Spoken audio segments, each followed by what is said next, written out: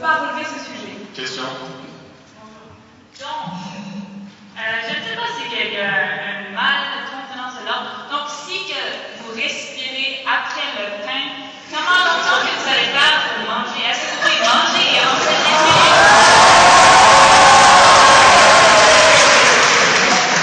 Merci de la question de la part de la ministre du gouvernement. Bien sûr que nous pouvons respirer et manger simultanément. Parce que là, nous parlons de nécessité. Et le pain et la respiration, tous deux sont des nécessités, mais bien vitaux, n'est-ce pas? Alors ensuite, oui.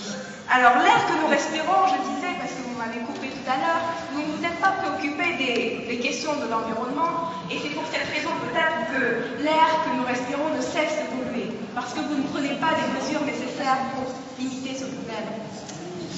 Notre première nécessité est de respirer sainement l'air qui nous entoure. Nous avons également besoin d'un autre composant pour survivre, étant bien sûr l'eau. L'eau représente quand même tout de même 60% de notre poids et peut être considérée comme l'or bleu. L'eau est indispensable à la vie. Et comme l'affirme notre cher secrétaire général de l'APF, M. Pascal Terrasse, sans environnement, l'éducation n'aurait aucune utilité.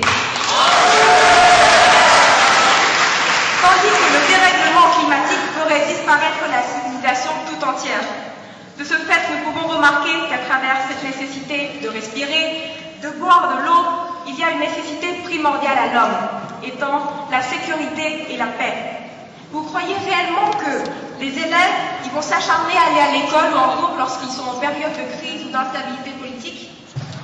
J'aimerais citer l'exemple concret de mon propre pays étant le Cambodge.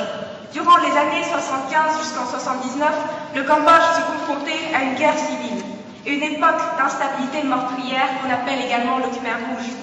Il y avait la famine, des génocides qui avaient massacré plus de 3 millions de personnes, d'hommes, femmes et enfants.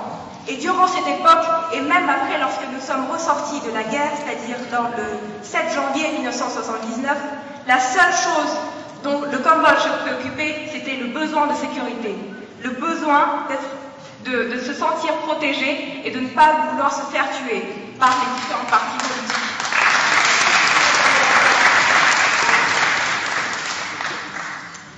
Si j'avais à simplifier mes constats, c'est que pour nous, l'équipe de l'opposition, rien n'importe plus que la liberté. Si vous niez la liberté, c'est comme si vous acceptez que l'état d'un être humain se réduit à un animal, un être qui n'agit que par instinct et non pas par la raison. Nous avons la capacité de discerner, de distinguer le vrai du faux, d'opter pour les choix qui nous procurent le plus de satisfaction. La première nécessité de l'homme est bien celle de la liberté de faire des choix, d'exploiter notre conscience morale de la façon qui nous convient, et je pense que ça, c'est notre première nécessité. Merci.